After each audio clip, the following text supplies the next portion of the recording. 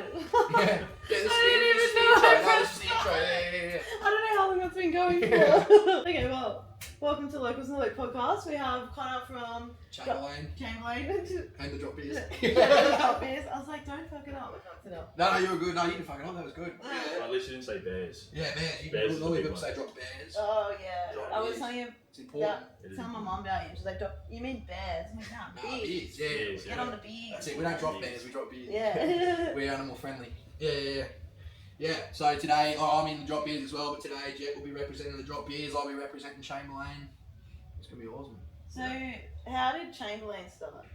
So we were all friends in school. Like we all had a band going in music class for school, and it's just like that normal story. We're just kind of like, oh, it'd be cool to do this outside of school, and you get out. When you're playing in school, you play to like 300 kids, you know what I mean? Yeah. And now you play to 4 people. Yeah. On a good day, yeah. At least they want to be there. Yeah, that's true. Yeah, they're forced to be there. Yeah, that's good. That's it. Yeah, so thank you, Mum, for coming to all my gigs. Yeah. We sort of just took it outside of school. Like, well, we need a band name, and there was this crazy bloke who lived down the end of the street. He used to write signs about how much he hated the government, and he was really angry at this dude called Peter Chamberlain, but he spelt it Mr. P Chamberlane. So like, we'll take that, and that'll be our band name. And yeah, it's been a long grind, but like, I reckon some of the funnest few years of my life. So good. When did you start? We started in 2020. 2020. Yeah, so When was your first release on Spotify? It was like 21. yeah, 21. Yeah. That was pretty like. Well, we jumped straight onto Yeah. it. Yeah, that was kind of like has always been our motto. Is like, don't overthink it. Just go out there, tackle it, and do it, and you just learn as you go, kind of thing. And it's led to mainly good things. Sometimes you run into the struggles. But, That's kind of like evident in music too. Yeah, It's very much like. No, There's a thank you. statement in all your songs. Well, that's kind of what I've always wanted to do, like as well. Like we did the Stop Overthinking It thing, which was based around this one lyric in this single release last year called Liana, and the whole thing was just Stop Overthinking It. And we're like, that's kind of just been our motto the whole time. Like instead of waiting for someone to book you a tour, just go out and tour and do it yourself. Yeah. And you paint the image that as long as you paint the illusion online and whatever, that's what you do forever. No one needs to know that you've got a side job where you work covered in slime and Play-Doh. Yeah. Don't know if I'm fit. Yeah. Kids on the podcast. That's it. Yeah. So That's cool. it's good. And then who writes the songs? Is it like? Well, mainly me. Josiah, the bass player, writes a couple. And recently, our guitarist has left, but he used to write the occasional few. But it's mainly me. I'd say 90% me, and then I'll just bring it to the band and they'll make it better. Do you start with lyrics or tune lyrics or what? Oh, it's weird. I'll start with guitar chords, and then I'll mumble gibberish to a melody, and then I'll fill the gibberish in with words. That's usually how it's Wing it. Yeah, that's it.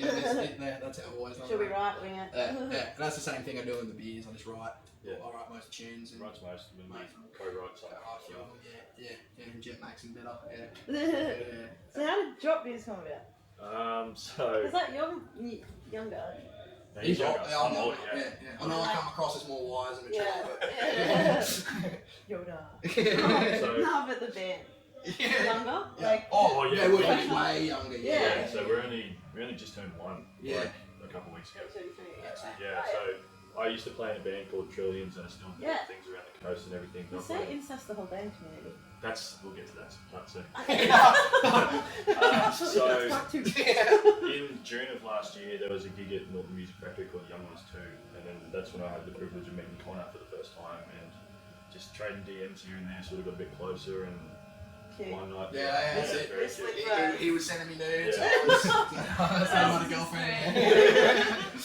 And there was one night I was out at dinner, and I was on the sauce, and I get a phone call from him at about 8:45.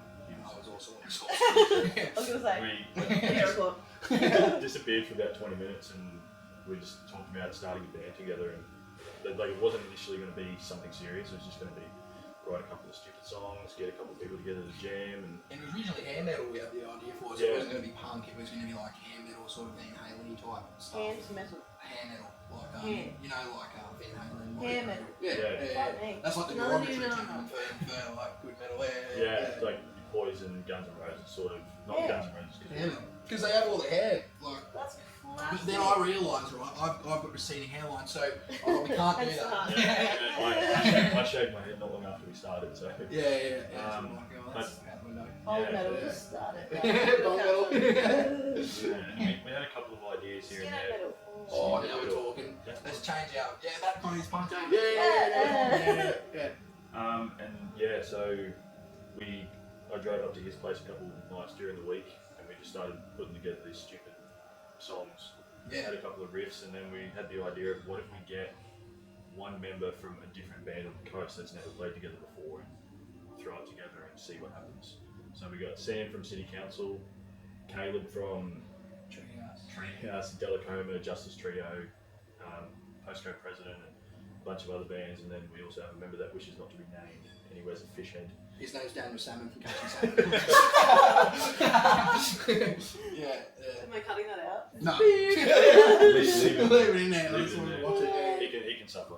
Yeah.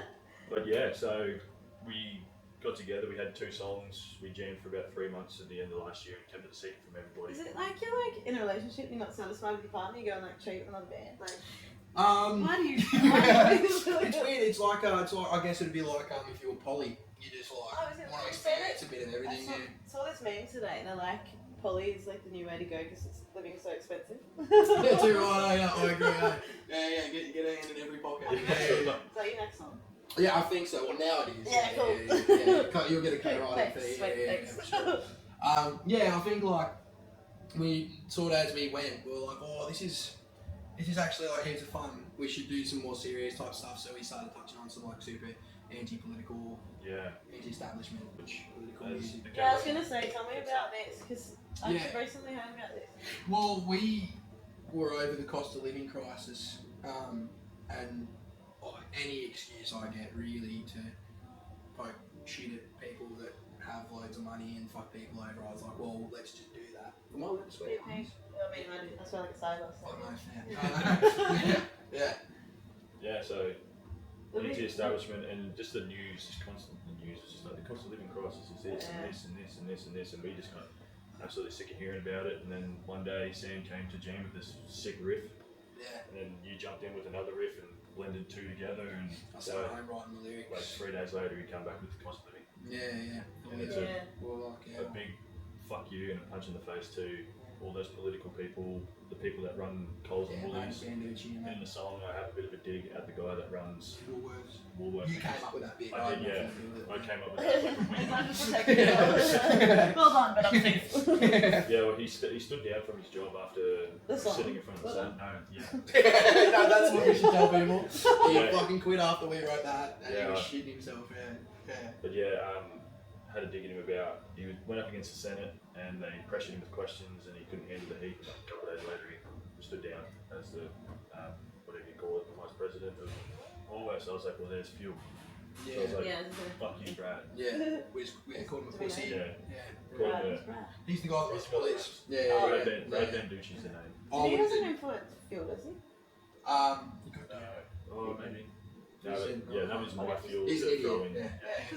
He's stupid, Yeah. I remember when I used to work at like the AOH pubs, which is Woolies. Yeah. And then we'd have to like serve them their bougie ass meals and they'd wear their gold chains and you're like It's pretty much the attitude we've got in the corporate sector. It's like you've got pokies. Enough said. Too right, exactly. Don't pump your pension through. That's it. Yeah. So, and when we put the stories up, we tag them, and Cole sees them all. Really? Yeah, they've seen them all. It's some little like marketing coordinator. Like, it's really upset. Yeah, I know. Yeah. I think that's the one thing we wanted to make sure we didn't do was like, we were angry at the people running the show. We had nothing against the people that were just in the mix working in a project. You know what I mean? Yeah. I actually had someone have a go at me on TikTok saying, "Oh, I feel bad for all the poor workers with everything that you guys are putting out there." I was like, "Woo." We're standing up for the people that are earning 50 grand a year, where this guy's walking away with $8.5 million for sitting in a chair. And so I had to clear that up real quick. I think the biggest thing was really like seeing this new technology they were bringing into shopping. Like they were putting these security things on all of the self-checkout things, where like if you get caught doing something on camera, the gate will close on you. And they were bringing that into a bunch of the things in Sydney. I was like, how? Oh, it someone costs, does. They never let me out, but I legit, pay. they're legit, right? like, so it also just ruins I'm people. halfway, my friend. Yeah. Got a bit off. Yeah, well, that's what it's all about. We commend that. Yeah, we commend that. Exactly. And that's kind of like, I was like, well, how can you invest all this money into stuff that's stopping theft, but you can't just take the money away from the price of trying to live in the middle of a cost of living crisis? Yeah. Like, I'd be more than happy if they were doing the right thing to pay the price if it was justified. Well, like Fluffy and another pub did no CPI increase. Like, where was that one in? That's it. Well, it's the beer to go next, and I'm freaking out about that. You know what I mean? Like, Yeah, that's beer the prices next are biggest falling tax. and Hasn't using it all gone up? Already Yeah, gone well, up? it's still going. Yeah, it's creeping. Yeah. And I'm freaking out, eh? It's been my This is stressful why you thing. got for it. To like get a sponsor. Please. That's the beverage of my fucking life. Bundaberg Rum sponsor us as Yeah, well. that's it. Oh, yeah. yeah. So we're hoping to get a bit of everything. But if Gold want to reach out too, Yeah. we'll do it. Don't hesitate. Yeah, no. The phone is always open. Yeah. We kind of fear that once Bundaberg hears the song, they might not want to sponsor us anymore. Yeah, after they see what we did at the front of the distillery last Friday. What did you? This is a photo. Well, I smashed a can on my head. Yeah, so we did a little music video shoot, little impromptu video shoot on Friday. We're heading up to Agnes to play a gig, and I was like, why don't we start with Bundy? We've got a song about Bundy coming out next week. Yeah. Let's film a music video. That's not out yet, is it? No, it's not yet. Next That's Friday. what we'll do this show for. So essentially, like, we wanted to touch on, like, well, the music scene on the Sunshine Coast. Like, I'm not trying to just be biased because I'm in it, but I think is the most supportive and brilliant, almost without sounding cheesy, like family of musicians in the world. Eh? Like, it's just you see every single one of those boys and girls at all of the other bands' gigs, Yeah, and you they've know. not got a gig on themselves. Like, And then there's me. That has no abilities. but you're there, right? Yeah. Okay, that's it. Your ability is you're right there. You're there in the background. Yeah. And doing this is awesome. you Drinking know? wine. I'll take a wine sponsor. That's it. Yeah, you'll take a wine sponsor. Yeah. That's it. Take We'll wine. be doing House Shiraz.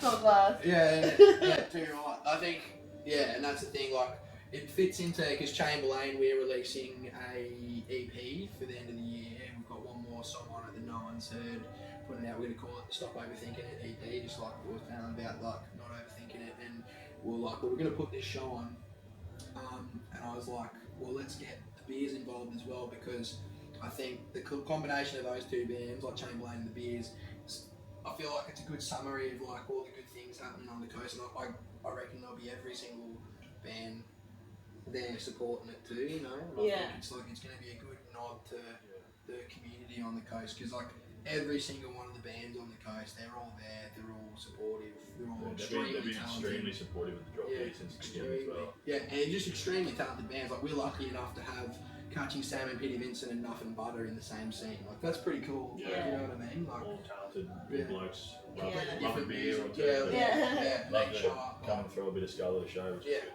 And I think that's just so important and so special, and that's what we're trying to do. I was like, with Chamberlane, it's like this stop overthinking it, just go out there, support, do everything music, and actually tackle, because you can do it. I'm watching it happen with not only me and Chamberlain and the Drop Beers, but also in like other bands, like Nothing Butter, that song that's released, like Yeah. they're killing it. Yeah. It's a tune. Yeah. It's been out for Yeah. a week and it's getting close to nearly 10k Mhm. on Spotify now. That's And the tour they've booked, like, that's like a Yeah. thing that I'm really close with a couple of the boys in the band. I work with them, and they were like hitting me up for pointers and stuff, and I was like, pretty much in other words, stop overthinking it and just go do it. Yeah, You do just it. want to go down to New South Wales, you just want to book for 20 days You have to before. do it. Just, Yeah. You hear a lot of, I think you hear a lot of excuses sometimes through, and the good thing is we're in a passionate community, so Yeah. it doesn't so much happen here, but you go to different places and you hear a lot of excuses, it's like, oh, well, I've been waiting to see for a manager to hit me up and tour and all this, that and the other, and I think I fell into that trap a little bit too before we started doing it with Chamberlain, and then when we just went, well, no, like, you can't just sit around waiting for an opportunity. If we go and book a tour ourselves and we come across to the public like we're managed and have like stuff going on, that's our main thing that we're doing, then eventually it will become that. It's sort of that law of attraction sort of thing. Yeah. Do you reckon you ever have like a fear of failure with doing it? No, I used to like fear the shit out of it, but now it's just kind of like I've done that much cool shit and I just know we're gonna do something huge. But I think like if I like got shot here right now point blank, I think I've done Might that. be Wally's coming. That's what I mean. Grant Banducci walks in. I just think I've done that much cool shit already. Like I could still go with I'd smashed it. Yeah. In both bands. Yeah. Has Chamberlain so we did? Yeah, so we did so the first one we did was Sydney. Where is Sydney? We did the alley in the middle of the CBD. We did Newcastle at the station, and we did Canberra at this place called the Front. Canberra's. Probably wouldn't do Canberra again unless it was a good gig, you know. Like there's not much going on. How long ago was that? That was September last year, and then we went down again to Sydney to play the alley for the Love Is For Losers release, and we did some podcast stuff down there too. And then literally a week later, I went down to Sydney with these guys, and we did recorded with Jay from Friends Will Rhyme. Friends Will Rhyme, shout out to Jett, the Food Factory. Yeah. And that was probably one of the best moments of my life. Yeah, it was awesome. We did it with Jay, so he's sort of an idol of ours. We sort of, the sound of the Drop Beers was completely inspired by Friends Will Rhyme, I think. And to meet the front man of Friends Will Rhyme and do the recording. Have him produce 4 of our tracks. Well, it's like who better to produce it than the guy trying to sort of influence it off. Yeah. Did you do it all in a day? No, we did 2 days. 2 days, so we tracked all guitars on all the guitars, first drums, and then bass and vocals on the second day, and then we did a little bit of mixing at the slow end there, but we flogged it in the 2 days. I think we still had like a couple hours that would have been left, but we already done it. That's so impressive for a full band to do that. Yeah. Huge, and it was like we're not far into our life cycle, so. No, we'd only played like maybe 6 shows leading up to that. Yeah, holy shit. We haven't played many gigs at all, but sort of the gigs that we have played have all been like either really good opportunities or just absolute smashes. Have you played solo before? We did. So we headlined solo in a 3rd show. Yeah. Right. And we had a good crowd. It was full. Really? Yeah. Fuck yeah. So what happened was we had our first single coming out, so we went in the studio straight away. We played 2 gigs, self-funded everything the first time around. Threw a song out there straight away, and we came and did the open mic night to get in front of Mel. And she was like, "What are all you guys doing here? Why is there so many different bands every night?" And we were just like, "You're just gonna have to wait and see." We got up, ripped out, treated it like an actual gig. I think we did a shoey on stage. And then had open mic night on a Wednesday. It was Is that happening again? Would have to, Potentially, I think we're gonna do the open mic. I might crack a Bundy on there. Yeah, do that. She was surprised. They would I've done that many of them though. They've been on me. I reckon I've got foot fungus in the mouth. Oh yeah. Yeah, we made a great impression, and I waited a couple of weeks before I sent an email off to Mel, and I was like, "Hey, do you reckon we could launch our first song?" And she's like, "Oh, guys, absolutely." Yeah, and we had a lot of people there, and I think the cool part was we had a lot of people from our other bands coming down to see us too, which was awesome. And the community as well. The community was awesome. They all turned up. Yeah, and that's what we want to really touch on with this gig on the 21st of September here, is that it's all about community, and it's all about, like, we're releasing Chamberlane, are releasing an EP, Drop Beers are releasing Bundy, and I think like that's awesome, but it's also to just really showcase how cool the community is at just rocking up, having a good time, and just being awesome. So we're doing that. Like Chamberlane, we've got, after we release this EP here, we'll So be that's doing. before the show. Yeah. I prefer you to release a song, so at least when you go to the show, you're like, You know the shoot. Yeah. We'll do that. We're doing it as a week before. The EP, that's good. the EP comes out a day before. Just smash it all in one day. Shit. But they've already slowly tripping out. Yeah, so Chamberlain, we've released them slowly, and then we'll do that, and then we're straight on tour with our new guitarist, and we're gonna do all of Queensland. He's the Drop Beers guitarist actually, which will be the first time that's been said. Sam Mager, and we're doing all of Queensland, up near Queensland, then we're going Sydney, Wollongong, Melbourne. Sydney, Wollongong, Newcastle, Melbourne, and then we're recording some stuff in Adelaide, which is going to be really awesome. That's random. Where did you record the rest of it? So the Chamberlain stuff we did in a studio that's no longer existent in Budrum. It used to be called Heliport, which got changed to Pease Media, and we did it with this guy called Craig Ross. So we did, I think there was 5 or 6 songs that we did there, and we did them all within a few days. I think it took 3 days. And this guy Craig Ross, he does this real good job at making it sound real huge. And we sort of took him from the studio in Budrum, and we're just gonna take him up to Adelaide with us, and he's gonna do it out there in the studio out there. Or down. Yeah, or down. Down. Yeah. I'm so bad at up and down. Everyone always says that. Yeah, but Yeah, no sense of direction. But Do you know you left or right side? No. I mean, This is And then- how do we do this? This one. extras. That's the one. Yeah. And so we're gonna take Craig up there. We're gonna record some cool stuff that like we can't like announce yet or whatever, but it's really exciting. Yeah. Gonna be awesome. You already written them? Yeah, all these. How many? 10. Shit. Yeah. There's a lot. Yeah. Whoa. Yeah. That's exciting. It's stuff that I've written over like a couple year period. Some of it's really new. Like one of them is like I wrote maybe about 3 weeks ago to a month ago, and then one of the songs is like 2.5 years old. Whoa. Yeah, so it's like a big shit. And then what's your like approach to doing a tour? Do you just like, email? Well, here's a good advice for bands out there. When we email people, we get more of a response if we act like we're a manager for the band. Oh yeah. Here we pull that one. Just like, I'm Connor and I manage Chamberlane, and we're booking a tour for Chamberlane, and we want to see what we can do. And we scored some really cool opportunities just doing that. Like we did Smith Street here, which was really cool. We played with them. Wait. The Smith Street band? The Smith No. Street band? Oh, they're awesome. Yeah, they're awesome. And TNGs and the GNTs we played with here too. Oh. What was that? That was at the end of last year, December last year. Yeah, it was like part of the New Year's bash. Yeah, New Year's bash year. So that was Mel that booked that. Yeah, Solva, yeah. Oh, They did like 4 or 5 nights in a row. Yeah. That was one of them, Yeah. I was here for it. That's it. Fucking awesome, yeah. And we scored a big weekend with Benny's, and then we're playing with Death by Denim out in Wollongong this year, which is gonna be really cool. Yeah, and that's just for acting like we're managers, but we're not. Like we're just dickheads, but like. The other thing with the emails too is don't rush it. Yeah. Like don't rush it on your phone. Don't just sit there. Oh, I gotta get this email. Yeah. Like, ChatGPT just- involved. Yeah, well, that's what I mean. If you want, I mean, but I think people get so caught up in there, like. No one's actually sitting there waiting for your email, so you can actually take your time with it. No one's like, well, just I hope the beer's think it through.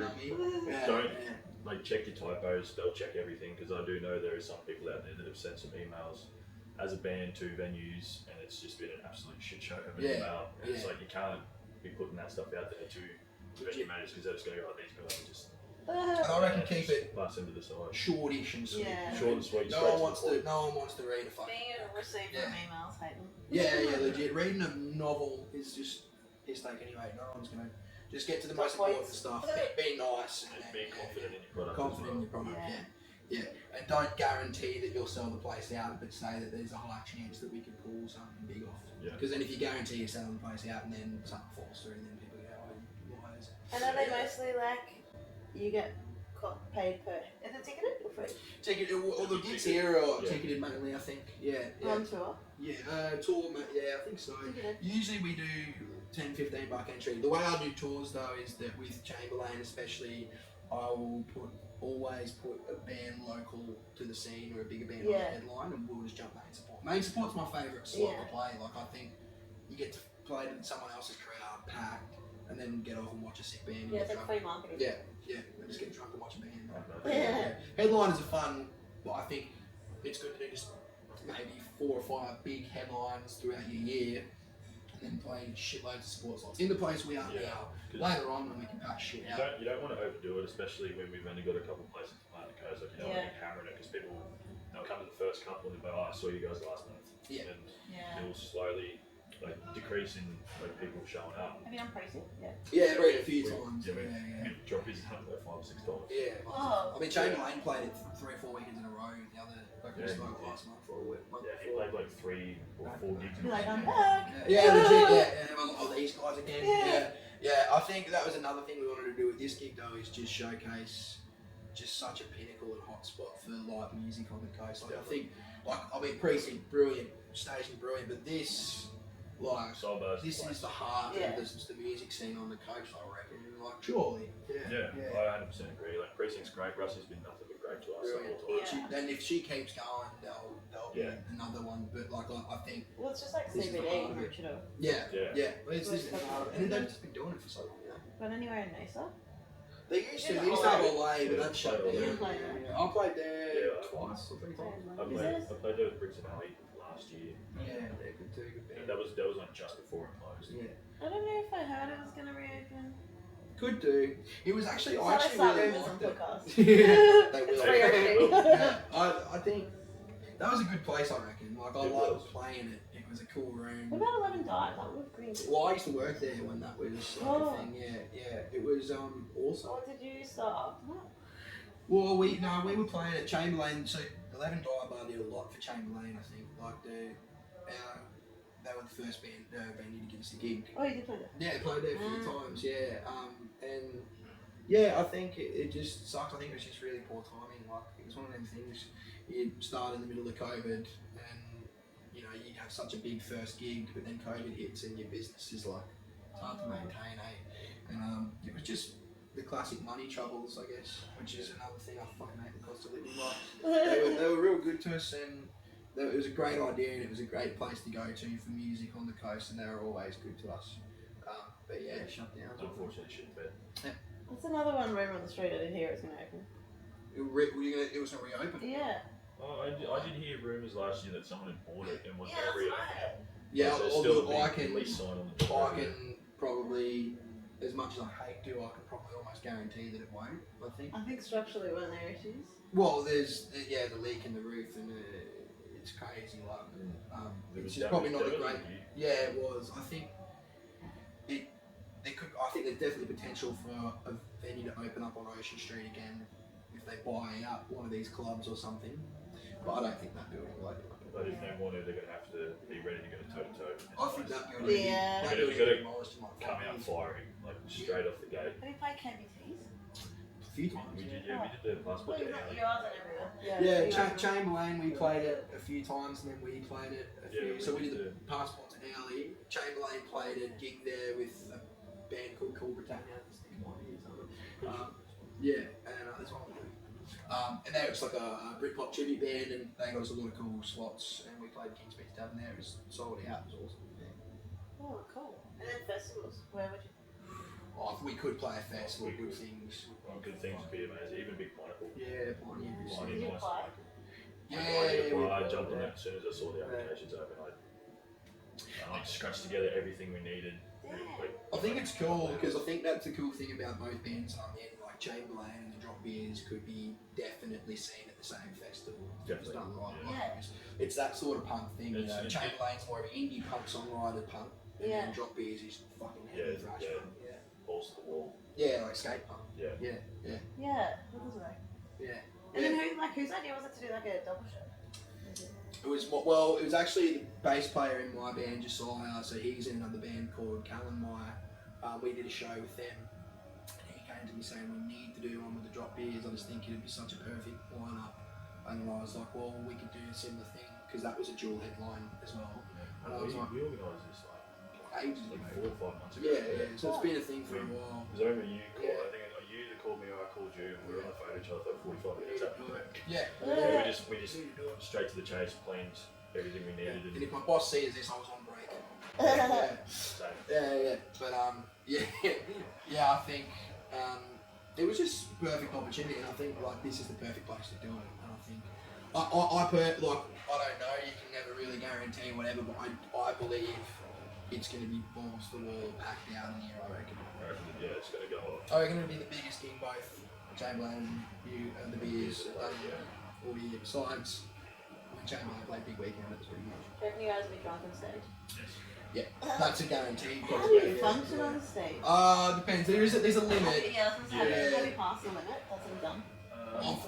Dude, probably when the Beers played here last, I was probably that smidgen over the limit. Probably that 2 minutes. Me were in here before, like 2 minutes before when the walk-on played, I was like holding myself up in the bathroom, and the walk-on was playing. I was like, oh shit. When I got out there, I just remember picking up the guitar, going, I have no fucking idea how to play this, but I'm gonna give it a go. Yeah. Oh my god, did you nail it? Yeah, we killed it. Yeah, I reckon so. We did kill it, but the first song, the mic cord fell out of the microphone in the first line of the song. Is it my fault or your fault? That was probably my fault. We've broken a lot of shit doing gigs. Like Jett fucking nailed my guitar the other night, and the fucking tuning head flew off. Was that our last release show? Yeah, that was supposed to be the release show. Yeah, I cracked my elbow on the headstock of his guitar and snapped one of the tuners off. Oh my god! Gibson should be built to last, so Gibson I've got a fucking phone to gig. They're so expensive. Yeah, because the stage is so tight and there's 5 of us up there, there's not a lot of room to move, and I like to express myself on stage with. And you're quite tall. Very Two steps at the end. That's it. But I think the very first Two gig, gentle strides. Yeah. the very first gig we ever played together at the precinct, I elbowed him in the head. Yeah. Oh. And then, I still can't. and then I copped the bass headstock to my head. It was just a lot of movement and just the energy of the music was really. Oh my And god, so many having injuries. a few beers beforehand sort of does that as well. With the pain of the injuries. It adds to the mayhem. That's the main. I think you become, I guess, more confident in what you're doing. But at the same time, I've done plenty of gigs where I've done with both Chamberlane and the beers where I've done it stone cold. But like, You can't be the drop beers like the drop waters though. yeah, well, that's what I mean. Yeah. Like I have a beer up there on stage. I don't need it to do it. I can definitely do it It's more without. fun. But like, yeah, it's just like I think it's the camaraderie of everything before, personally, that gears you up with that. Like, if you just rocked up 2 minutes before you go on, you probably wouldn't need one. But I think when you've got a bunch of, this is probably, I blame the music community on the Sunshine Coast. Because It's it's just like, they're the so sunny note. fun, and it's like you're having such a good time, and you're all drinking together, and you're, oh shit, yeah, we're playing 5 minutes. Do you want another beer? Yes. Yeah, please. yeah, yeah. I feel like my beer intake did increase moving in some case. Yeah, I'd say so. I think my beer increased when I joined a band. Yeah. Yeah, I think every band, dude. When I joined Chamberlane, it was just being around the scene all the time, and I was like, just. You would have been nearly our age though back then. 18, yeah, and I was definitely not drinking underage. Because that's illegal, mate, right? It is illegal. Yeah. Where do you rehearse? Drop beers, we Yeah, rehearse out so- in Newport. Our bass player Caleb's sort of got like this little shack property. It's like a That's little 2-bedroom thingy with a kitchen, and there's just no one around. And we just set up there. He's got drums, PA. That's really We handy. just go for it. That's it. At Chamberlain, we are our bass player. So it seems to be a thing with bass Bass players, players, yeah. All they're good for is Yeah, jam just space. jam space, Yeah. that's it. And fucking this stupid little 4-string guitar. Love you, Caleb. Yeah, Josiah.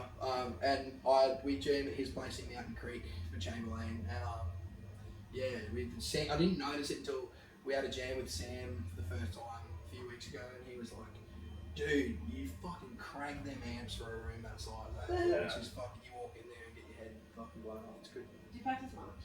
Once a week with both bands. Oh, that's pretty good. Yeah, I mean, even the drop beers, it's around the schedule. Yeah, because everyone like Joe plays as a school teacher, so sometimes he's got band stuff like for the school to From do. school on, yeah. Sam does support work, so he could be working nights. Caleb works night shift at the Plaza.